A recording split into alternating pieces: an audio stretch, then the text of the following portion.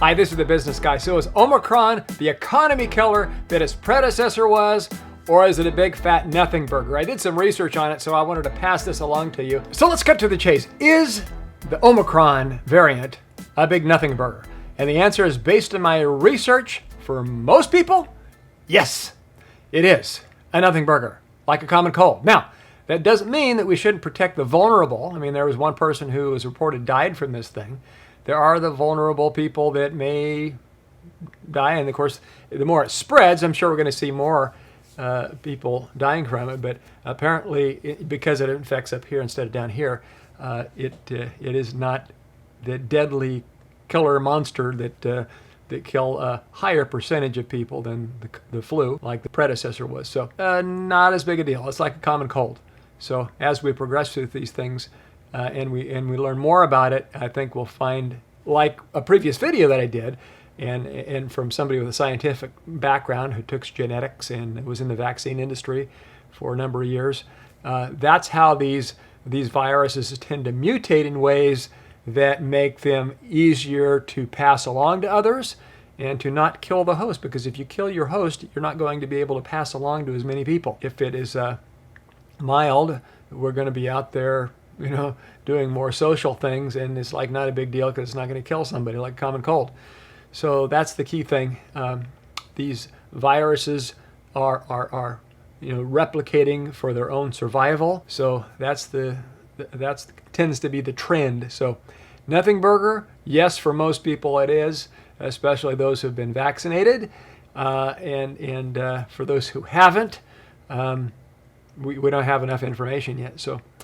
So I guess the recommendation is to get the jab. If you're an anti-jabber and you think this is just a big conspiracy hoax, then I guess you're going to have to. You can do that if you like. It's up to you. We all have our personal freedom, our choice, and that's okay. But I'm just reading I'm just reporting what I read in the news. And so I'm just passing along to you based on research. And if you appreciate this information, please help me out by clicking like. It'll help promote this video more people can see it. And if you like the boiling down of this information so it's easy to digest, please subscribe. I want to see you again. I want you to join us and join the family. And so be part of our community and click like. Subscribing, it simply makes these videos tend to be higher in your YouTube feed. So if it's something you like, and you're more likely you'll see another one that you like. So, click subscribe so I'll be higher in your YouTube feed, and then we'll see more of you. The Omicron variant has overtaken Delta as the dominant coronavirus variant in the United States. As of Friday, more than 73% of cases in the country were Omicron. Not long after, health officials in Texas announced that it was thought to be the first Omicron-related death in the United States. The Harris County Public Health Department, which serves Houston, said the unvaccinated man was older than 50 and he contracted coronavirus twice. Now, for those coronavirus conspiracy theorists, this is something to control the world. Well, okay, so that's okay if you feel that way. This is not about that. I'm not saying that it's real or not real. I have a science degree, and I was in the vaccine industry for a number of years, so I have kind of some insight from a scientific and educational standpoint. So it's funny because when some people about this, they have this force field around their heads that they refuse to receive any new information, that they want to cancel and turn off everything that doesn't agree with what their preconceived notions are. It's better I found in life to be open to different ideas and different input, because maybe our thinking is wrong. Maybe my thinking's wrong. So that's why I'm open to other people's input and want to get insight and perspective. So that's what I just bring my perspective. That's all we have is our own perspective. And so it's good to be open to, as long as it's reasonable, other people's perspectives. And this is just based on, I'm just telling you my research here. So now, something else about Omicron. People who are exposed to Omicron appear to get sick faster and may have symptoms that are different from those of other variants. So what are the symptoms of Omicron? Now, early evidence suggests that for the most part, at least for those who are up to date on their COVID vaccines, Omicron appears to result in mild illness that can resemble a common cold. Another form of coronavirus, Poling said, who's a member of the Advisory Committee on Immunization Practices, which works with the CDC. So here are the prominent symptoms: cough, fatigue and tiredness, and congestion and runny nose. And unlike other unlike previous variants, the loss of taste and smell do not seem to be common with this particular variant. This is according to Dr. Catherine Poling, an infectious disease specialist. And it says, it is clear if you're vaccinated, particularly if you had a booster, Omicron tends to be milder, produce milder infection, says William Schaffner, an infectious disease specialist at Vanderbilt. We have not yet seen a substantial body of information about what Omicron can do in unvaccinated people, he added. Indeed, at least one person who was not vaccinated, like we say, died. We don't know if he was, if he had one foot on a banana peel or not, but one person died apparently. So I guess the key thing is, even if the symptoms are mild, naturally we want to protect the elderly and so on, people who are super, vulnerable to these type of things. Naturally, we want to do our part, so we're not spreading it to them. In this way, Omicron can act more like bronchitis, which is up here, than pneumonia, which is down here in the lungs, said Dr. Hugh Kassary, Director of Critical Care Service. And he said usually patients with acute bronchitis, up here, tend not to be short of breath. I had a good friend, an employee who died of COVID, very healthy, 60, but very healthy, thin, biker. He was 22 days from first symptoms to death. So, but this one tends to infect up here instead of down here.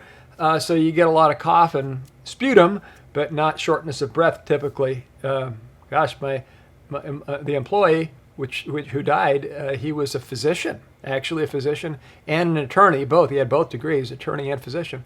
And he died August of this year, and 22 days dead.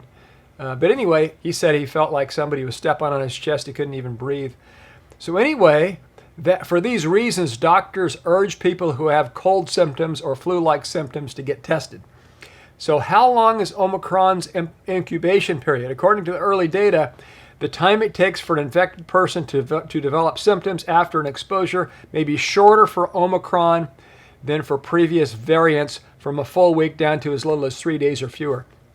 Now, when should I get tested for COVID? Given the potential for shorter incubation periods, Vanderbilt Schaffner advised that anybody who's been in contact with an infected individual get tested within 72 hours following exposure. Now, here's our next question. Could Omicron lead to long COVID? Now, long COVID is where experts say it could say where patients with long-term symptoms can experience crushing fatigue, irregular heart rhythms, and other issues months after the initial COVID infection. So it's some lingering symptoms that hang on.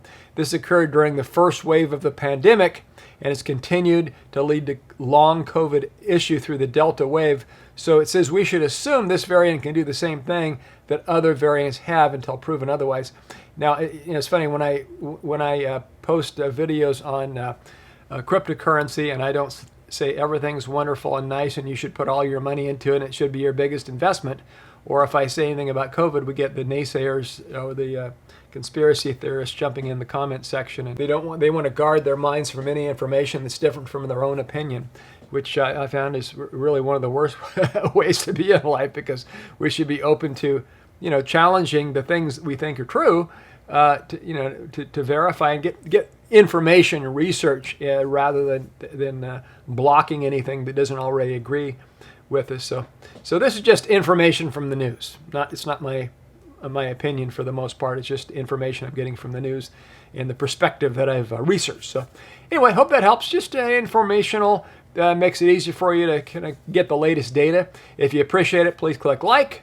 I want you to subscribe so you can hear more videos like this or see more videos like this when they come out.